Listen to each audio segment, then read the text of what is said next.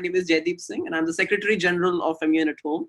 And I welcome you all to yet another one of our great sessions where we have the honor of welcoming one of our very exciting young speakers, Hannah Herbst. She is a student, she's a social innovator, and she's a passionate individual with regards to learning, problem solving, and helping people.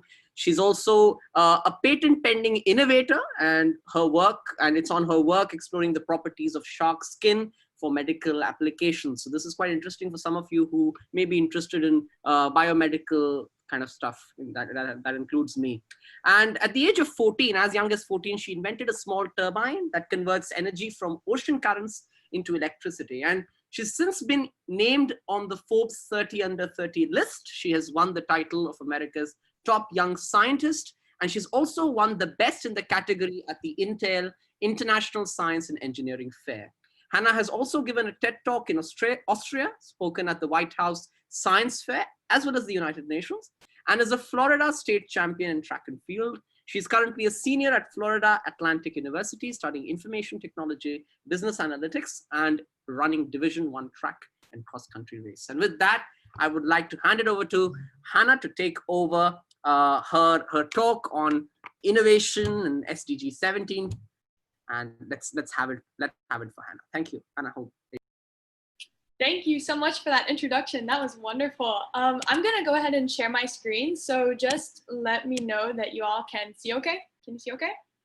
Wonderful. So as I said, I'm absolutely thrilled to be here. You all are incredible as a group of students who are choosing to pursue something like MUN over the summer. I am so inspired by you and so excited to be here.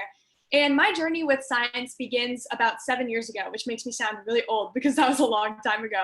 But I was in 7th grade and I had no prior interest in science or in research. I was very interested in theater and the arts, and those are wonderful things, but that was all that I did. I didn't have really a broad set of interests, and I didn't have a really balanced life. So my dad was the one who encouraged me and said, Hannah, I think you should try something new this summer. And instead of going to theater camp, I signed you up for engineering camp. And I was like, what? What is engineering? I had no idea what that was. And then he told me that it had to do with math and science. And in school, I wasn't considered one of the smarter kids. I was very hardworking, I was very passionate, but science and math weren't something that I was naturally good at. So naturally, I was a little discouraged when he told me this because I realized, I don't think that I can do this. And I walked into the camp that first day anyway, and looked around the room and realized that I was the only girl in the entire program. So of course I was a little apprehensive, and I looked up at my dad and I was like, there's no way you're leaving me here, right? We get to go home now. And he said, Hannah, if you don't try this, you'll never know how cool it may have been. You'll never know if it was meant to be. So he encouraged me to stay for just one day and give it a shot. And if I didn't like it, then I didn't have to return the next day. And I said, okay, I guess that's fair. So I went into this camp and we were put into teams. So this was my team, and our job was to create these little robots that could push the opposing team's robot off of a raised platform. This is called sumo bots. And this is our robot right here. And we ended up winning the competition at the end of the camp. And it's incredible because the first day, I had never even programmed a robot or built one before. And by the end of the week, it was like we're teaching robots how to push each other off of platforms. We're learning how to use science as something more than something that's just in a textbook. This time, it was something real that could actually help to solve real problems. And I was so, so excited and inspired by this. Now, when I went back to school that fall, in America, we have science sort of teams and clubs, just like a sports team, where you can join and you can build robots and you can use them to solve real problems. So I joined several different clubs. One of them was this first robotics team. I was the only girl on the team until my senior year. So it was a very long journey of being the only girl, and something that I definitely got used to and really came to enjoy, because the boys that I was with were always very encouraging and always, recognized that I had a unique skill set to bring to the table. And this goes to show that it doesn't matter if you feel like you're different than everyone else in the room, whether it be because of your gender or because of something else. You can make a difference no matter what. And you just have to find yourself like the good, correct group of people who will be allowed to encourage you and will recognize that you have a skill set like that. But flashing back to 2013 in 7th grade, I wanted to learn as much as I possibly could about robotics and science that year. And I encourage you all to do the exact same thing. So reach out in your community. And remember that you don't have to start out building fancy big robots like this. I'm going to show you in a few minutes that I started with cardboard boxes and recycled materials in my garage. And that's exactly a great place to start. But luckily I had access to some of these robotics kits. And this is one of the early robots that I built. So this is touch sensor. And when he hits that wall, he's gonna stop.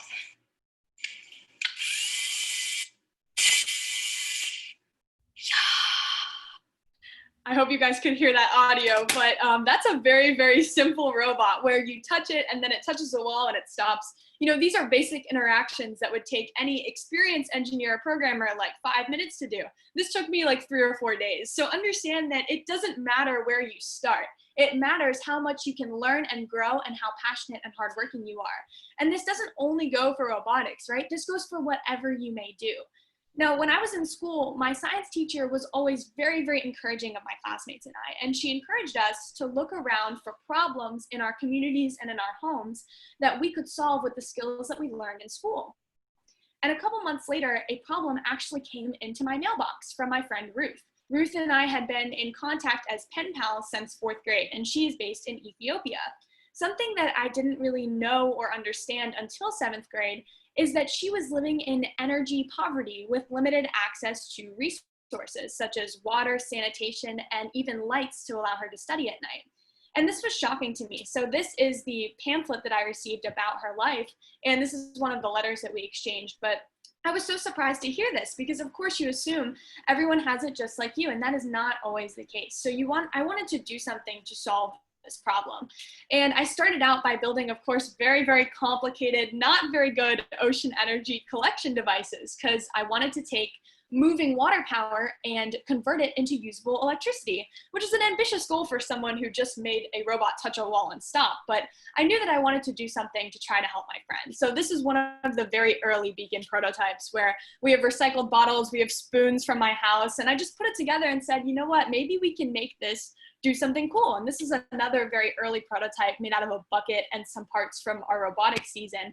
But the point is that you have to start no matter what. If you recognize a problem that maybe you don't even face, but your friend faces, maybe you can do something to solve it. So don't be afraid to make really strange looking prototypes out of recycled bottles and spoons because you never know how that might turn out.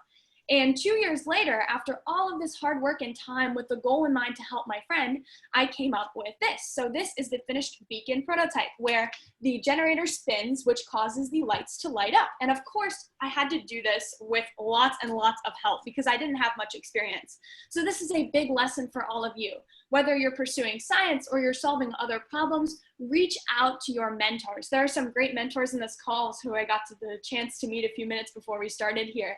Reach out to them, share your ideas, and they will be willing to support you and help you as you go along your journey. Now, I learned many lessons throughout this experience, but one of the most important ones is that the best solutions are often the simplest ones. So a lot of time you can start out with the most complicated, crazy device in the world, but at the end of the day, some of the simple things like 2 wheels on a generator ends up making the most tangible impact. So don't feel like that you're dumb or you're slower just because your solutions are a little more simple. Oftentimes, those are the best ones. Now, I entered into the Discovery Education and 3M Young Scientist Challenge with this invention. And this is an American competition, but I know that we have people on this call from all around the world. So I would encourage you to go online and look and see what kind of science competitions are in your area and are in your region, because they have them for all over the world, and they have also global competitions that you can enter around science or whatever it may be. So I entered into the Young Scientist Challenge and was paired with a mentor, Mr. Jeff M. Slander from 3M, who was fantastic. And he taught me so much about leaning on other people, sharing your ideas and goals, and most importantly, using the resources you have, whether that be plastic bottles or carbon fiber tubing.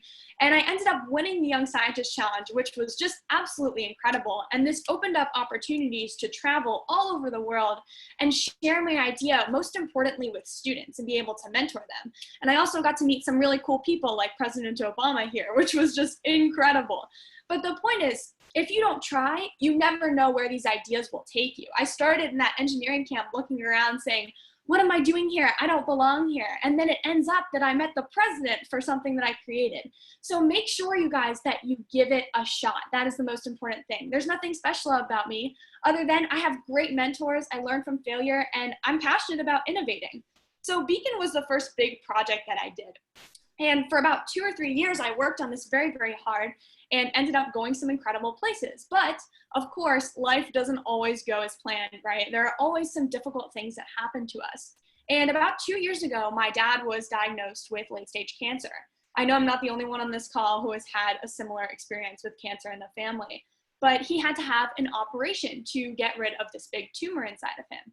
And after this operation, we learned that he had developed an infection called a nosocomial infection, or a hospital-acquired infection, meaning that he had the operation and then somewhere along the line between arriving at the hospital and coming out of surgery, he had developed an infection. And I wondered, how is this even possible? You know, we have some of the most sterile medical equipment in the world. Why did this happen to my dad? So I started doing some research and learned that these infections cost about $45 billion a year in the US and impact about 200 million people around the world every year. And I was so surprised to learn this. And at the time, I was working in a shark research lab. So I was studying the properties of shark skin. Some of you may hear the word shark and say, oh no, I'm scared of sharks, but don't worry, they're friends, I promise. And this is a little sketch of a shark, and this shows the different textures of the skin. So on top, they have these really large spaced apart tentacles, which are basically these little triangles that stick out of the skin. And on the bottom, they're much closer together, and it's harder to tell which is which. So what's interesting about this pattern is that scientists believe that it has antibacterial properties. Now that's a big word, but what it means is that it can resist the settlement of different bacteria and gunk and algae underwater. So I was really interested in, wow, maybe shark skin can do this on land too. Maybe if I incorporate shark skin's pattern in a bandage, it can reduce the spread of bacteria and prevent infections just like the one that happened to my dad. So I was really interested in this. However, I was pretty discouraged at this time because if you know someone with cancer, you know it's very difficult to watch them be sick and, you know, try to heal from this. So I took a long break. I wasn't really interested in doing science or trying to help in any way during this time. But then one day I heard one of my mentors say, the worst thing you can do is see a problem that you can solve and do nothing about it. And remember, this was after probably like a 5-month break of me being like, I don't want to do anything. I just want to spend time with my family. And that's absolutely fine. Everybody needs that sometimes. But something that I realized when he said this was, wow, I really can make a difference here. And I can apply the skills that I've learned in order to try to help people just like my dad. And he was so encouraging to my dad. He really wanted me to try to do something about this problem. And so I said, okay, I'm going to do it. And after 7 months, I was able to come up with this bandage right here. So this is actually really similar to this picture of real shark skin. This is from something called a scanning electron microscope, which is just a really, really close picture. And I ended up finding out that this bandage I created prevents the spread of bacteria 95% better than commercially used bandages, which was crazy, right? I wasn't expecting that at all. But this again goes to show that if you don't try and you don't listen to the people telling you to try, you'll never know how successful your inventions may be. And I took this bandage to something called the International Science and Engineering Fair. I'm sure some of you are familiar with it and would definitely encourage you to go after it because there's kids from 72 countries around the world. There's over 1,000 people there. It is such a fun experience. And I brought my shark skin bandage there and received incredible feedback from judges who were so excited about the project. And I ended up winning my category. And the best part about this was definitely sharing this moment with my family. So this is my dad and my brother and my mom, and my dog couldn't be in the picture because no dogs at the International Science Fair, but you get the gist. It was probably the best day of my life. And sharing this experience with my family was something that I will never, ever forget. But throughout this journey, I've learned 3 really major lessons that I think that you guys can apply not only to science, but really to anything. And the first lesson is to ask questions. It's always better to ask clarifying questions than to ask big questions rather than to just accept being confused, right? So in class, I'm always the kid who's raising my hand the most because I want to understand it perfectly. And outside of class, you have to be brave enough to ask the big questions like, how can I reduce energy poverty for my friend and her family? How can I solve nosocomial infections that impacted my family so much? So don't be afraid to ask those questions and share your big ideas with the people around you and see what they think. The second lesson is to embrace failure. Failure is a huge, huge teacher, right? And you're never going to learn if you don't fail. And I know that it's frustrating and I know that it's super annoying when it happens, but if you can embrace that and you can use that as a learning experience, that can make all the difference in your story. And the third and final lesson is to lean on others. Just in this call, you have so many people who are so excited to help you, to be your friend, to encourage you. So reach out to people here. This is a great example of some of my incredible friends from across the world. None of us live in the same place, but these are my best friends, and we talk all the time about research and science and engineering and why it's important to change the lives of people. We have in this picture people doing research on exoplanets, water purification, even cancer. It's incredible to be in a network like this. So make sure that you reach out to your network. It doesn't have to be science nerds. Again, it can be anyone. The MUN network is incredible. So make sure that you tap into that and don't be afraid to try. And this really does all go back to the beginning. So this, oh, I'm so sorry. So this is 14-year-old me testing Beacon in the middle of the intercoastal. So make sure that you try to solve these big problems because this will absolutely change your life. And more importantly, it can impact the lives of people around you. So thank you guys so much again for having me here today. And I would be so happy to answer any questions that you all have. Thank you, Hannah. A big round of applause for Hannah. That's certainly very inspiring for us all. I also come from a science background. So that's indeed very, very interesting to hear. And seriously, we all are very, very inspired. I see a lot of our delegates who are in science and tech as well. So they will definitely take away stuff from your talk. But other than those who are interested in sciences, this is something you can apply in general in any field of study. So thank you for that talk. And this is certainly very amazing. So with that, let's go into our question and answer session. So as we do this always, I'm going to call out your name. Please unmute yourself, ask your question, and then Hannah can answer. So let's start with a question which comes from Sneha, who's from cohort 3, talking about sustainable technology, something very relevant to the course at hand. So, so Sneha, go ahead. Hello, Jaideep, and hello, Hannah. Your presentation was certainly very inspiring. And the question I wanted to ask you was the topic of our MUN this time, SDG 17.7, Sustainable Technologies. So how can we combine sustainable technologies with robotics and bring forward better, effective, and cost-friendly solutions to the problems that we are facing today? Absolutely, that's a great question, Sneha. So what I found through this is that often the Sustainable Technology Initiative can provide some of the best problems to solve. So if you look at sustainability, we have a big problem in our world right now, especially with global warming, climate change, where you have all these technologies that are releasing so many pollutants into the atmosphere. So how can we bring sort of sustainable tech as an initiative for electricity? And that's what I was really interested in with Beacon. But this goes beyond just electricity, right? You can definitely combine this, like you said, with robotics. So thinking about how we can use recycled materials, reused materials to try to make this as cost efficient as well as energy efficient as possible. Does that answer your question? Yeah, it does. Thank you. Wonderful, thanks. Thank you, Sneha. Next question coming in from Rishita, which is sort of related to the COVID-19 pandemic and how a researcher's life would be in this time. So Rishita, go ahead. Thank you for your presentation. So my question is, how can the young researchers pursue their research during this pandemic? Because I'm also a researcher and I'm not able to go to labs and institutions as of now to carry experiments. So any words on that?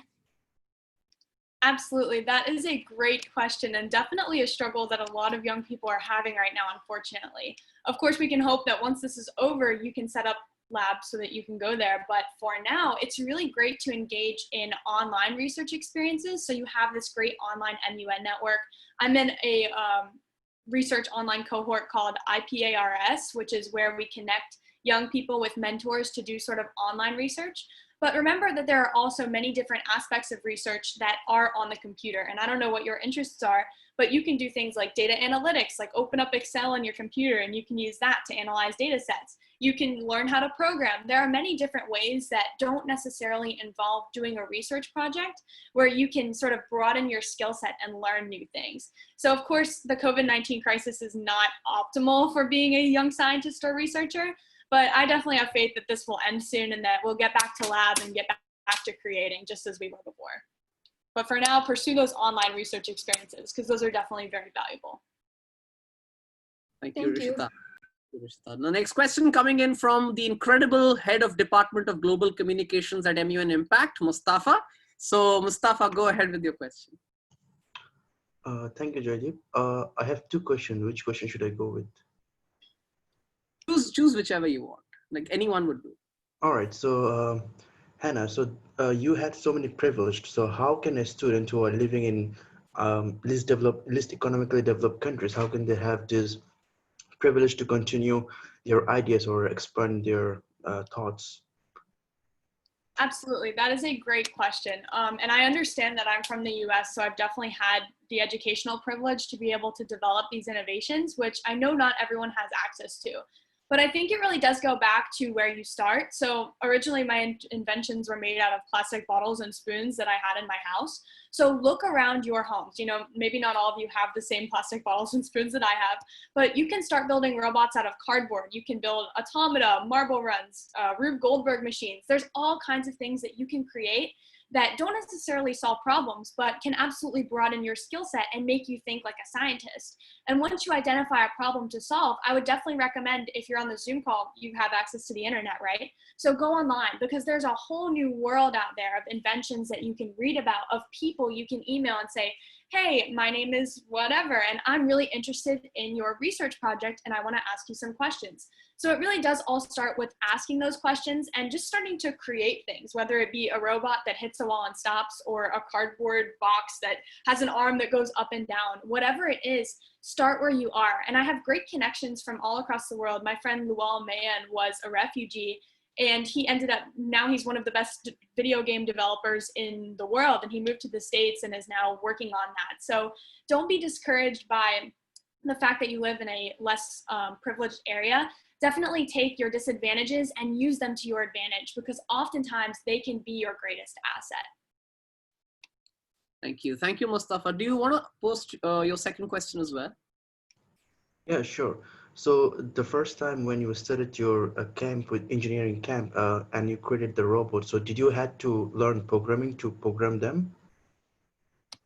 Yes, so that is something called Lego Robotics. Some of you may be familiar, some of you may not, but they're basically these little cubes, and you plug them into the computer and you do something called block programming. So you take like a block that says move forward and you put it on the screen, and you take a block that says connect with this sensor, and once the sensor does this, then stop or go, and you drag that on the screen and you can put it in a loop. So I had to become familiar with programming, and definitely started learning that week, but wasn't by any means fluent by the end of the week. It took a lot more development to grow programming skills. But yeah, I mean, the boys in my group were really encouraging and definitely helped a lot with that. And that's something awesome about the internet too, is that you all have access to these free online programming lessons that can help you to learn how to program and make internet robots move. So definitely take advantage of that.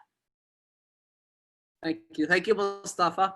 Let's now go into another question coming in from Vinuth, who joins us from cohort 6. Vinuth.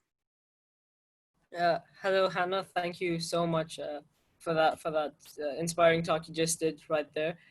My question is, so when you make a product, like for example, you're bandaging it, it can save so many lives with it, but then it can save many more in places where people cannot necessarily afford to purchase that product. So what do you do to get to get the cost down to be able to sell it to people who cannot necessarily afford it?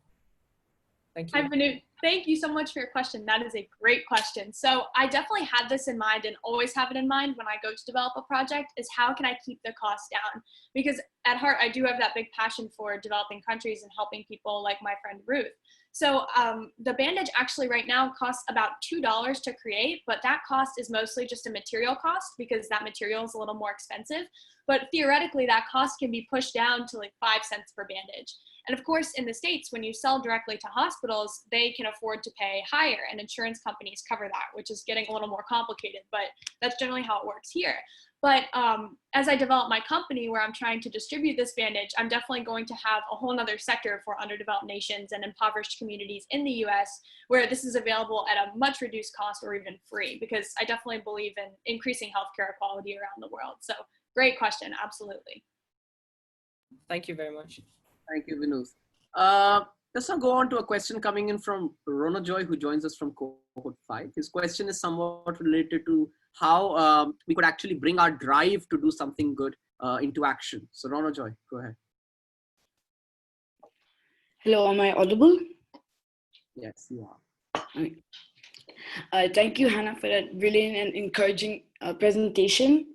So my question was, how can students who have a brilliant idea find the driving force to properly implement it, as they may find it overwhelming and daunting?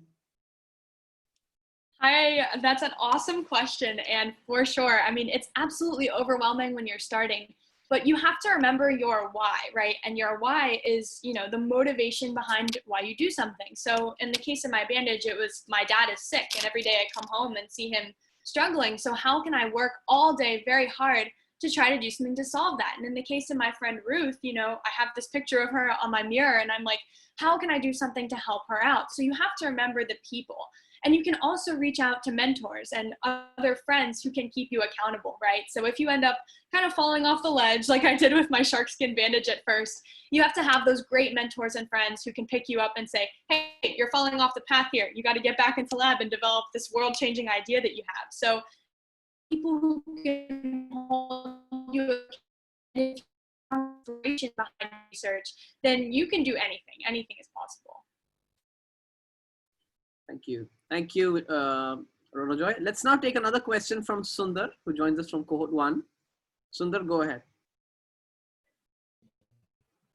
Yes, thank you, Mr. Jaideep Singh, and thank you, Miss Hannah Herbst, for spending your wonderful time. And my question is, what would be the perfect research related to robotics at this time of pandemic? Can you give your suggestion? You broke up just a little bit. I'm so sorry. Can you repeat your question? Yeah, well, my question is, what would be the perfect research related to robotics at this pandemic current situation? I'm so sorry. I'm having trouble understanding the first couple questions. What would be the perfect? Can you repeat that? I'll just repeat that for Yeah. you. So Sundar asks, in this time of crisis and the pandemic, do you think robotics can be involved in some groundbreaking research? And if that is, what are some things you suggest? Oh, totally. I'm so sorry for misunderstanding you, but yes, absolutely. And I think a great way, again, is going back to the internet and realizing that programming actually drives all of these major robotic interactions. So if you can learn to program, you make the magic behind the machine, right? And if you do have access to robotics during this period, absolutely, it can be used for good during the coronavirus, whether that's to solve the coronavirus through vaccines, whatever.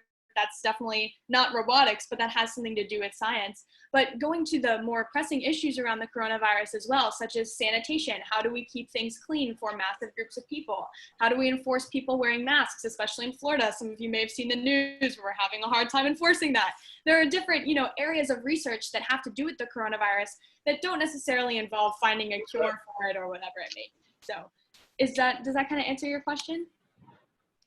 Yeah, thank you so much. Of course. I want to bring up one question from my side here. And since you come from a very detailed experience of research, I just want to put this out to you.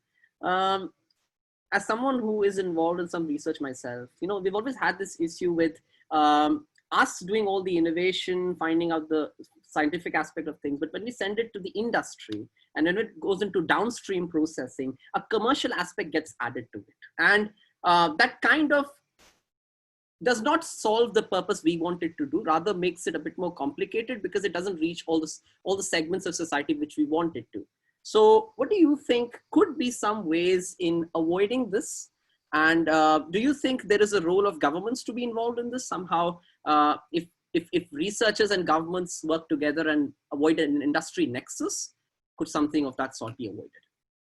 That is a great question. That's something that I'm working on right now to try to solve. So of course, I want to be able to help as many people as possible. That's always been my goal.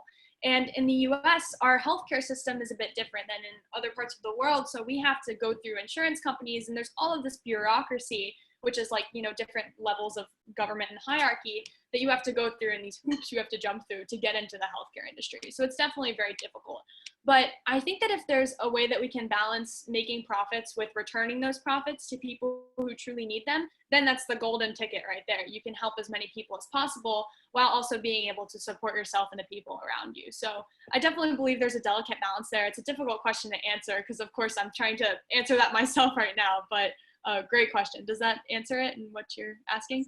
That's fine. Thank you so much. Let's now go into another question. Let's call on Natabara. So Natabara had 2 questions, and you can ask any one of them or both. I really don't have a problem. Okay, so I don't know. You've probably seen the movie Inventing Tomorrow. I haven't seen Inventing Tomorrow. I have seen the science fair movie, but I haven't had a chance to watch Inventing Tomorrow yet. Okay, well, it features the Intel Science Fair, and one of the things that struck me was that the projects that the students are working on tend to all be related to some, or at least one or many SDGs. And I saw it and I thought, gosh, wouldn't it be great if we could somehow work with them to bring in that SDG awareness and element? And just wanted to find out if you saw a similar opportunity, and if so, how would you suggest going about making that connection? Of course. And when I first started research, I didn't know about the SDGs. So you all are automatically in a better position than I was.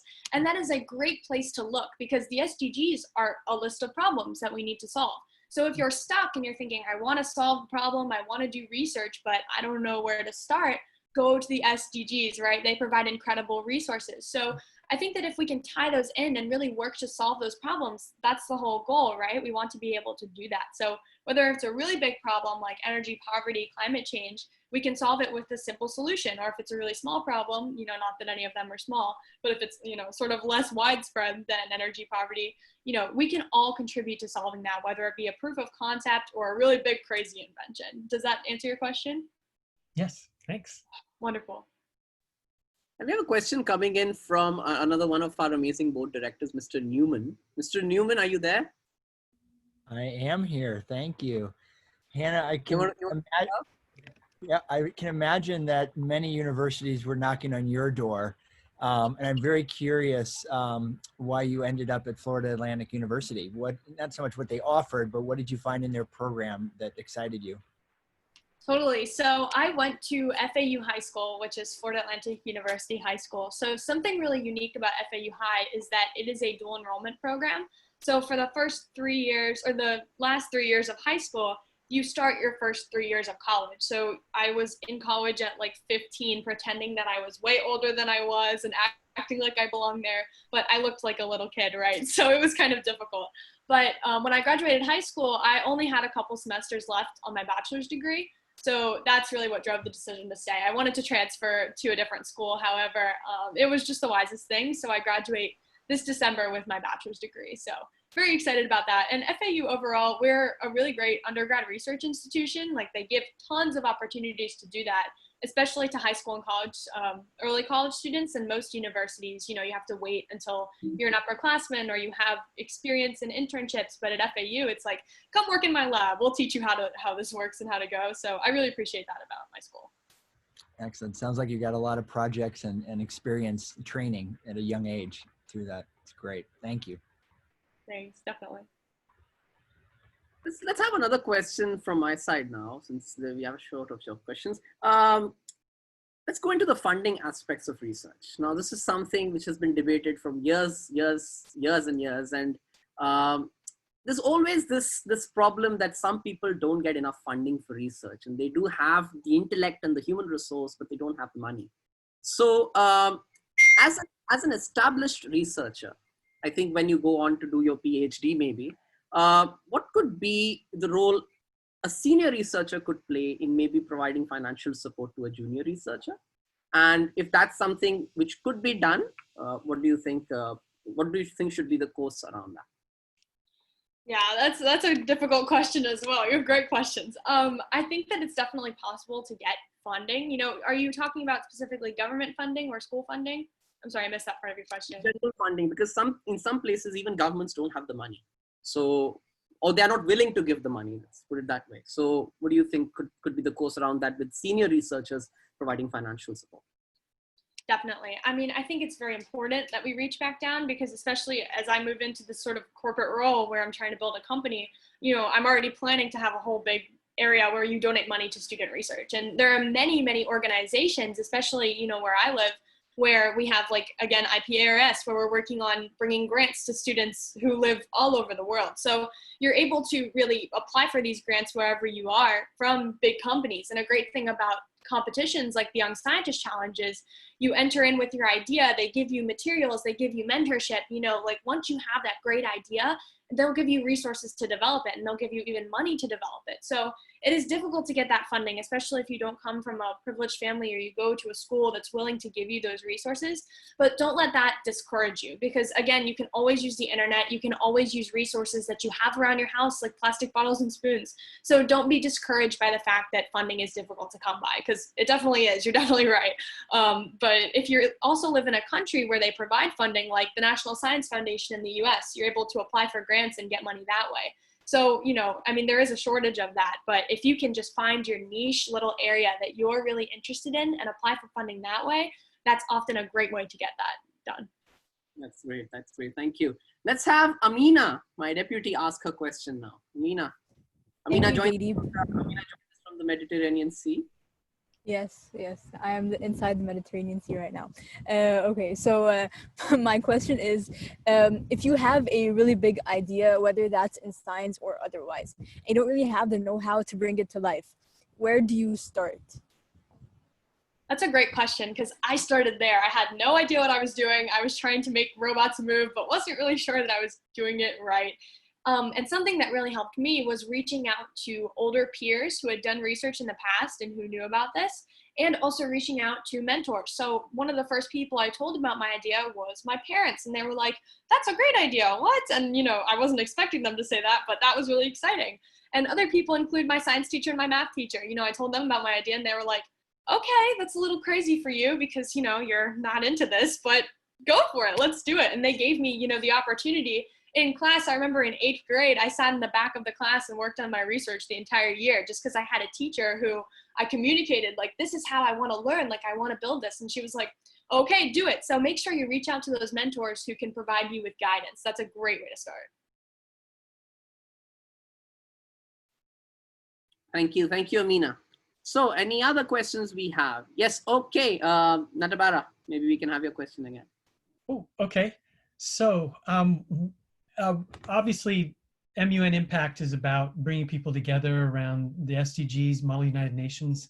And one of the things that, unfortunately, it's kind of on hold because of the pandemic, but eventually we want to encourage students around the world to develop SDG projects in their own communities. And this is why we're so excited to be talking to you, because you're about doing things and bringing things to life, these ways to help others. And we wanted to get your idea. We're thinking of creating something like a Dolphin Tank.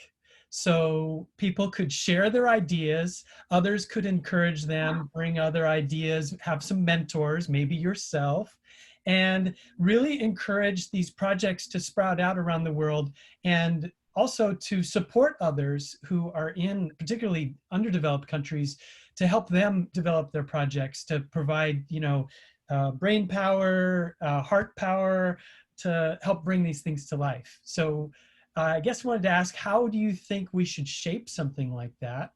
And also, could you be a part of it? I would love to do that. I'm really passionate about mentorship. Obviously, I've talked about it a lot, and now I feel like I'm at a point where it's like I get to give back to other people. So I'd totally be involved in that. And as I mentioned a bit before, I'm in another mentorship program right now where we have a great structure where we have Zoom meetings one-on-one or one-on-two with our mentees, and we sort of talk about, like, what are your ideas? Like, go find a couple of scientific research papers, read them, try to understand them, because they can get a little complicated. And my mentee is interested in genetics, so I'm like, I gotta research and learn all of this because she's, you know, so interested in this. So, you know, it's really, Zoom is providing a great platform for all of us to communicate with one another. And I think this is, you know, the pandemic is obviously going to change the world in many ways, but, you know, this online communication is going to completely change the way that we look at education in the future. And I think that something like a Dolphin Tank is the best way to learn. So totally, I'd definitely be in support of that. Great, thank you. Thank you, Narabara. Another question coming in from Umaima, who's the head of badging at MUN Impact. Umaima. Thank you, Jaideep. Thank you very much for your presentation. It was really interesting. You're very inspirational. I have a question. How can we make STEM field careers more diverse? I'm wondering this because, like, in the past few years, there has been criticism of STEM field careers not being that diverse, like including, for example, barriers to women entering STEM field careers, or let's say people from different races. So what do you think about this issue? How can we solve it? Well, thank you. That's a great question. And I've definitely had firsthand experience with that sort of gender difference between me and everybody else, especially in college too. When I take programming classes, there's like 70 people in the room and I'm one of 3 girls. But I think that the best way, honestly, that I found to combat this is, you know, you have to find people who don't treat you any differently just because you're a girl or you're a different race or whatever it may be that makes you feel different. I've definitely found that community, and, you know, honestly, we used to be like, there are definitely areas where we're very passionate about girls in STEM. We're very passionate about getting more girls involved. But then there's also a level where it's like, you're just like me and I expect you to work just as hard. It doesn't matter what your gender is. It doesn't matter. So yeah, I definitely think that there's a delicate balance that needs to be achieved between both of those things, but recognizing that there are some problems there are definitely a great first step. So that's a great question. Thank you very much. Thank you, Umaima. Another question coming in from Shruti from cohort 1. Yeah, should I go with my first question or my second question?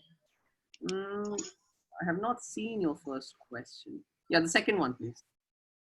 Okay, thank you. Hannah, you're very inspiring. So here's my question. Do you think the pandemic has given youths the opportunity to think and achieve many things? And how do you think they may be able to do this? I'm sorry, I can't really understand the first part of your question. Do you mind restating that? My apologies, my Wi-Fi is cutting out. Do you think the pandemic has given youths the opportunity to think and achieve many things? How do you think they can achieve this? Okay, amidst the pandemic, how can we achieve sort of goals? Is that what you're asking?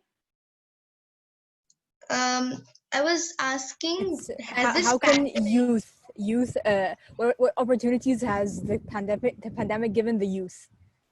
Okay, I understand. I'm so sorry. I have a little bit of Wi-Fi issues. So I think that this opportunity to sort of change education has been very, very long overdue. And especially, you know, I don't know how it works all around the world, but in America, you sit in desks for 8 hours a day, you're doing worksheets, you know, it's not all teaching, it's not all learning. So, you know, in Zoom and online, I think that people are starting to wake up and realize I can do 8 hours of school in 2 hours, and then I have the whole day to do other things. And that's how my education was in high school. So the pandemic has definitely changed the opportunity to reframe education. And the kicker, the money, is being able to use those rest of your day, use those remaining 8 hours in your day to solve problems and to do, you know, robotics, programming, online, YouTube, TED Talks, whatever it might be, to use those to learn and further your education, right? So that you're not just wasting time, you know, doing worksheets in school. You can actually do that hands-on learning at home with your mentors, with your parents, with your siblings. So being able to kind of diversify your education, I think, is probably one of the best ways that we're going to come out of this pandemic. Right, great. Thank you, Shruti. Let's have a question coming in from Mustafa again. So Mustafa, go ahead. Thank you so much, Jaideep. So there has been so many development and so many ideas going on, and so many scientists invented so much nowadays. So how can you come up with a highly original idea? Right, so I think just as we talked about earlier, a great way to identify these problems is to look at the SDGs, because they have just a whole list of big global problems that really need to be solved urgently. So that is a great place to start. When it comes to coming up with solutions, I think one of the most important things is to start with the crazy big ideas, right? You never want to stay limited and think, what's realistic? What do I have resources for? I want you to get a notebook and draw out your crazy big ideas. Because when I was starting to develop, for example, Beacon, I was like, I'm going to make a network of turbines. It's going to surround the entire world and bring power to every country. Obviously, that's not sustainable for an 8th grader to do, right? But when you start with those big, crazy ideas, you're able to narrow down to something really simple and really, doable for you. So I think the best way is to first identify that problem through the SDGs, through problems in your community, and then start with big, crazy ideas and narrow down from there. Great, thank you, Mustafa. Let's have a question come in from Amar from cohort 3.